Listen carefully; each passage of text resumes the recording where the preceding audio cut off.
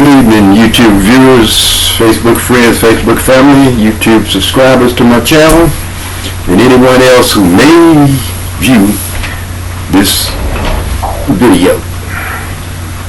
But today has been a day.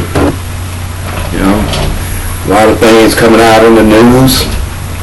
You know, Hillary Clinton goes and talks to the press about the emails that she posted during her term as Secretary of State,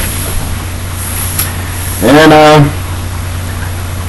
it don't matter what she says, nothing's going to change what they're after.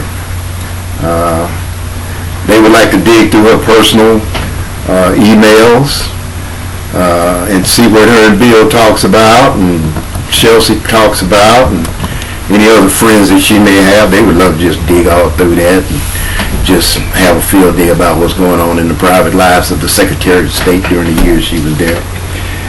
Well, that's neither here nor there. I don't think it's going to change very many people's opinion about Hillary as far as her running for president.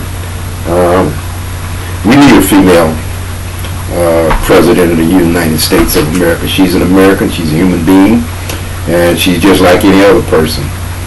The Republican Party, you know, has its agenda.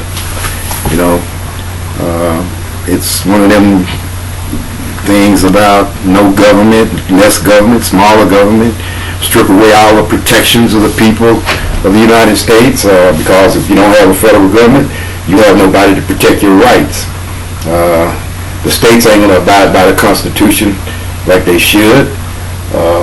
So you get rid of the federal government, you just got free reign. You can treat people any kind of way you want to treat them, take away any of the rights that you don't think they should have, and pay them what you want to pay them, and that's just how it works. But that's not the reason I'm doing this. I just wanted to give a little rundown on the things that I saw and listened to a little bit today, Hillary Clinton. But the main thing that got up to me today, and you know, it pisses me off, really. To be real honest about it, it makes me mad because we got these so-called American patriots, these patriotic Americans that we have elected, that some people have elected. Now, I ain't voted for neither one of them, but some people have elected to serve in our United States Congress. And lo and behold here, man, you know, it's turning out to begin to see that these individuals, right now it's just 47 of them that's out in the open. You know, these 47 came out of the closet, you know, and, you know, participated in a letter that they sent to supposedly the United States number one enemy, Iran, you know, trying to disassemble or undercut the talks that's going on about Iran being able to get nuclear power. They are traitors as far as I'm concerned. They should be charged with something involving, I mean, what are they trying to do? Are they trying to create a coup? We done had Benjamin Netanyahu here talking of war, beating the war drum against Iran. And now we have 47 of our federal congressional members. Unfortunately, they are of just one party. And then I look in there and I see one little old dark-skinned person in there who must be about the most ignorantest person I've ever seen in my life to put his name on a letter like that. Man, what kind of issues is this? What are the Republicans trying to do? You know, I've always said now, you know, and make no mistake about it.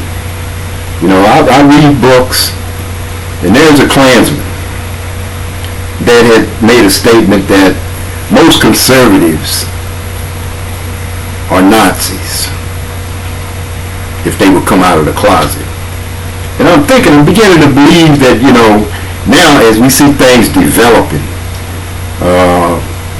and what they're trying to do as far as our politics is concerned, it's like they're trying to mold it all into a neocon, neo-Nazi type organization. Our United States government politics, as far as what I'm looking at the GOP doing, is striking me as being some form or some kind of stairway or platform to becoming a dictatorial United States of America, where they can tell you what kind of jobs you can do, what kind of work you can do, how much you can get paid for your work. All of these things based on some of the things that they're doing in the states, the right to work states, getting rid of unions, getting rid of people who can defend other people. You get the federal government out of the business of protecting the average American citizen, then you can treat that average American citizen any way that you want to treat him. Whew, it's something. But this deal with these 47 senators that wrote a letter, and what's ironic about it, and I need to really set a video up for this, do a video on this. These people are either baby boomers or they're children of baby boomers, the majority of them, except for Mitch McConnell and, some of them old, dried up old heads. And none of them, if we do have a war or get involved in a war with Iran, not one of those senators, including the 37-year-old cotton dude that initiated this, none of them is going to be of that 1% that's going to be on the front line fighting that war.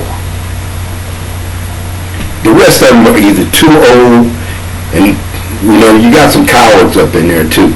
You can tell by the politics that they play. You got some cowards in there too. But none of them guys that you see on that list have the ability or are capable of walking around with a 60 or 70 pound backpack, boots, fatigues, flat jacket, helmet, and a heavy firearm. None of them's capable of even doing that. But they want to involve this country in a war. They're talking about sending my grandkids, your grandkids, and anybody else's grandkids off to a foreign country to fight a war that is really, truly unnecessary.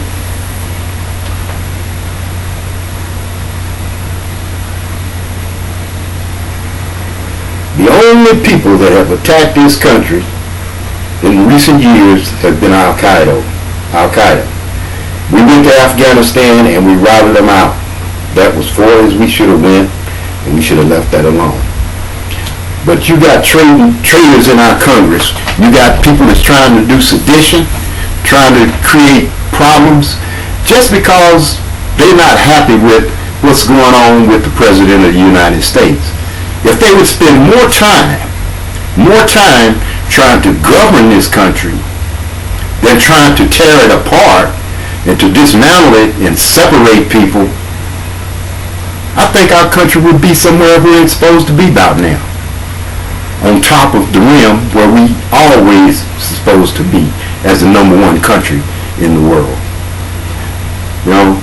I'm hoping that whenever the next election come up here next year, that the people who are going and voting for these idiots will stop and have a real serious conversation with themselves and their families and say, you know what?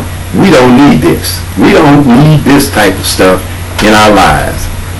I want to thank you for viewing this YouTube video. God bless you. God bless America. Ciao.